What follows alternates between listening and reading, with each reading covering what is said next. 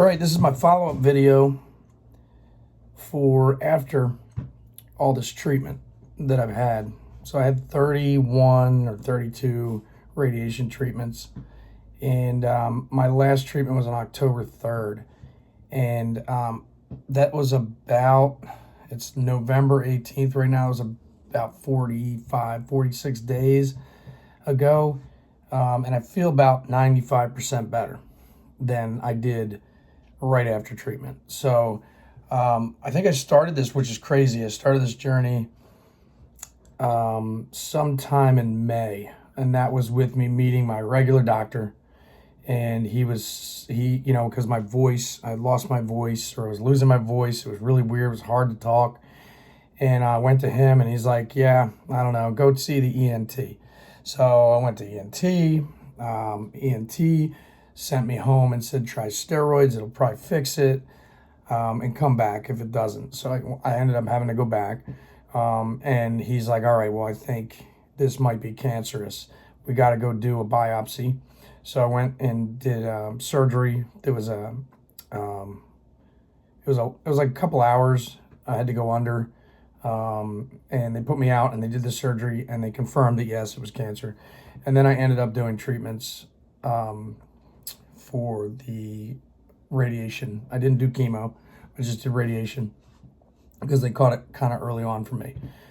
I did a PET scan in the middle prior to the radiation treatments, and they did a dye in there. So they did from my head down to my thighs on a CAT scan, and the CAT scan came back, and they really didn't see the cancer in my throat. So that's how kind of early on it was. And there was no cancer anywhere else at the time. When they did this test, when they put the dye in, it just kind of like goes through your body, and the cancer within your body will light up. So nothing else lit up. And I really barely any of my throat cancer lit up. And so like I said, I had this early on. So then I went and did the treatments, and on October 3rd, that was my last treatment. The week after that was pretty brutal. I felt worse, and I didn't expect that at all. So I went through that week feeling like, I thought this was going to get better, and it just felt worse. And I met the cancer doctor, the oncologist that was doing the treatments and treating me throughout this process on October 11th, which was like 8 days after the treatment. And at that point, he said, keep the steroids going. I was doing 40 milligrams of prednisone. And that really helped me because otherwise I would have lost my voice, and I probably wouldn't have been able to breathe. And I was doing 20 milligrams in the morning, 9 o'clock-ish, and 20 at night. It was like 4 o'clock. I didn't want to do it too late because then I'd stay up all night. And, they did the usual checkup, check your weight, check your blood pressure, see if you're losing any weight. I was good, but I felt like shit. Basically, at that point, I had hot spells. I was gagging, throwing up randomly because of the swelling in my throat, because the part in your throat that when you go to swallow was trying to push. It wasn't working right because it was swollen. So it was trying to push the drinking and the swallowing down into my lungs. And I was trying to make sure that didn't happen. But every once in a while, I would just choke on it. It would just shove it to the wrong. It would feel like you were like drowning. I was still taking the Gaviscon, doing the steroids. I was doing an over the counter like throat spray. And I couldn't sleep. I had like this persistent cough that just wouldn't go away at night. During the day, I would cough every like 15 minutes, but at night it was bad. So then I went about 17 days, and then I met the doctor again on October 27th. And by that time, I'd felt like 50% better, and it was time to come off the steroids. So he was like, okay, let's cut these steroids in half. So he's like, get rid of 20 milligrams, do 10 in the morning, and then take the other pill and cut it in half, and do 10 in the morning, 10 at night. So that's what I did, same time. And that was brutal because it actually felt like I went backwards, because without the full amount of the steroids, my throat with the full amount of steroids, the 40 milligrams that I was taking, my throat felt pretty good at that point. But when I got off half of it, it swelled back up. So it felt like I went back 2 weeks into the treatment. Like it got worse. Like the 2 weeks prior to that I felt like crap, it showed back up again at that point, 17 days later, because I went off the steroids. And, and then what he wanted me to do was, he said, the next week, cut that in half and then go off of it. So I did, but it caused my throat to swell. I got the hot spells again. I actually could not sleep at all. I felt like a zombie at one point. I don't think I had slept for like a week, just coughing all night. And I lost weight during this time. I also, I didn't ever want to use these oxy pills that he gave me, but I felt like I had to. So for 4 nights, I went and did the oxy at night, like take it at like 8, 9, 10 o'clock at night, whenever I was about to go to sleep. And I was actually able to sleep, which was a miracle. And I didn't cough all night. My wife was happy because I didn't wake her up. However, coming off of those things for me was horrific. I had massive headaches.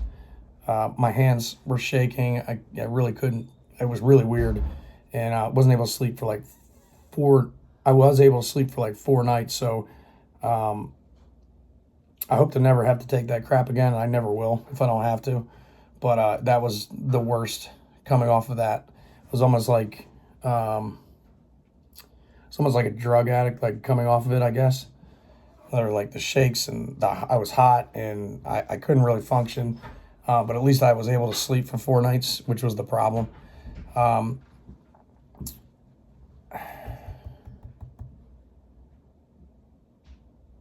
So then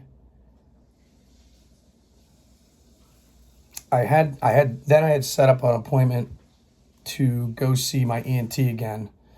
And I also set an appointment for 3 months later to see the oncologist. But in the middle of that, I had to go see the ENT doctor. And the reason the doctor said that is because during the CAT scan, they weren't actually able to light up the cancer as well in my throat. And so the only real way for them to figure out whether it was actually gone was to send me back to the ENT doctor, throw a scope down there, and actually look visibly and see what was going on. So I did that, and I just did that yesterday, November 17th. And that was 20 days after I started weaning off of the prednisone and all that. So ultimately, I met my ENT doctor 46, 47 days later for him to actually bless the fact that, or diagnose and go in there and look and see if the cancer was gone, because it was the only way to do it visibly. They had to visibly look at it.